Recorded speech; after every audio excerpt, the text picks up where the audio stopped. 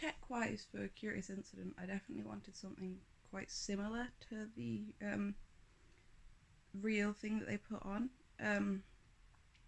Just because I thought it was really effective, and a lot of the stage directions say to have quite big lighting and sound rigs, such as just before the appendix. It has a whole description of using as much theatricality as you can throw at it, and it's all about how many lights and sounds you can use because Christopher is quite technically oriented. I feel like it reflects his mind as well, and especially to make it so chaotic, it can also kind of reflect his mind a bit.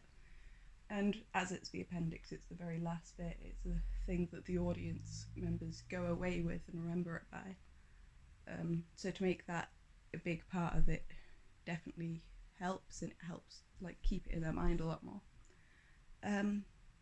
Because I'm using the door in mine, I feel like I definitely have to think about that and whether I want to keep it on stage or off stage. And as we don't have any sort of projectors or kind of specific lights or anything like that, I'll have to think about, well, I had to think about what I can do, really. The option I decided in the end was we all decided to have a chalkboard at the back of the stage, the five of us that are doing Curious. And for this, I decided to get like printouts of the shapes that we needed for the maths question. So that was 3 squares and a triangle. And then have my 4 other members of cast that wasn't playing Christopher go to the back and do what the projection would have done, which was kind of put all the shapes down in the right places and then label them. As this was like the last bit in the play, and as I was kind of mainly focusing on Christopher and his delivery of it, I slightly ignored the other members of cast and what they were doing. I also didn't get the shapes very quickly, so it was a week before our performance that I actually was able to get them. So that was quite stressful, and trying to sort all that out and direct them as to what I wanted, especially as a few of them didn't understand, and because it was meant to be an A-level maths question, because a lot of them were year 9 or year 10, they didn't fully understand the maths question itself, which I think would be very useful. So if I had more time, then maybe they could learn about it or what was going on, and then they'd understand what they were writing and what they were doing. But because we had so little time, I couldn't do that, and it would have taken a while to do that. But other than that, tech-wise, I think I did as much as I could. I had the similar sort of music to make it seem quite dramatic, but also kind of uplifting and upbeat. Overall, sound-wise, I feel like throughout the entire piece, I kind of minimalised it. I had little bits on through transitions just to help them keep time and go quickly rather than kind of wandering about on stage during the transitions, kind of dawdling about a little bit. And I feel like that definitely helped. When I added that in, they went a bit quicker and it seemed like they knew what they were doing more. And then I had a few other bits, like when they were in the park, I had some bird sounds going on, and and then like the egg timer had the ticking noise, and then like the beeping for it to go off. I wanted to make it realistic, but also not overly like drowning them out by the sound. So like in the park when I had the bird sounds and the ticking noise for the alarm, like I wanted the realism from that, but I also didn't want to drown them out with sounds in like every single scene. So if they were outside, then I wasn't going to put car sounds in, just because I feel like it wasn't necessary as much.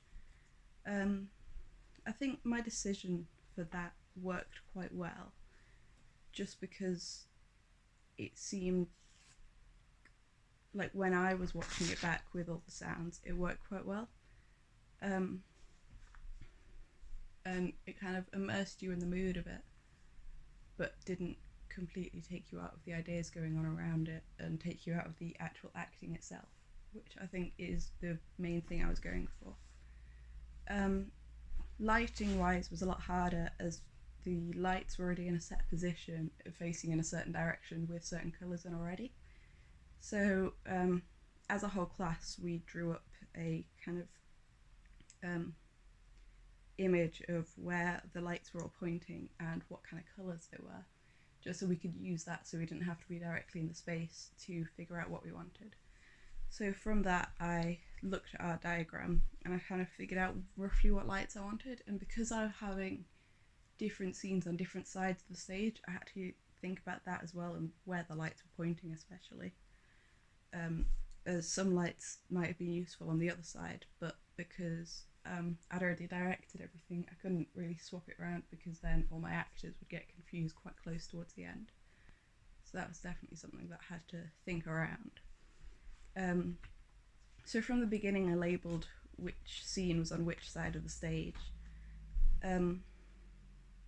which would definitely be useful because then I could use that to try and figure out which lights I could use and what my base lights were for each side. So I drew up like which lights could be useful for each side and which lights would be useful for kind of both. There were some greens that I really wanted to have for when they were outside, but unfortunately the park scene on Hampstead Heath, that was on the wrong side of the stage, so if I had the option of changing the lights around I would have definitely, and I would have tried to have equal amounts of lights pointing on separate sides of the stage and like one or two pointing directly in the middle for when it's both sides of the stage. I think overall because I was doing lighting I kind of knew that I could do whatever with the lights, so I didn't have to think about how easy it was to do some of the transitions because I was the one in charge of it, so I didn't have to rely on someone else to do kind of the hard transitions. So that was definitely useful, whereas with the sound I had to have someone else to do it because I had all the lights going on. So that had to be a little bit more simple just because I had to rely on someone else to do it. I think overall with my tech I did the best that I could in the kind of situation that we had. Being in a school and being somewhere that like with such a short time scale we couldn't change everything about it. So I definitely think I achieved what I wanted to. With the lights I had it quite immersive.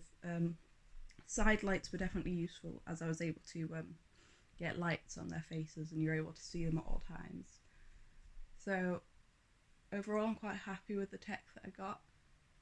In an ideal scenario obviously I'd want to have a lot more control over it all and really think about it, create a sort of lighting plan for each scene, especially if they were automated rather than having to change the lights every time. That would be very useful. But again with the short time scale we couldn't like all learn how to do that and program it in, especially with so many different directors going one after another. But yeah, I'm quite happy with my tech. So yeah.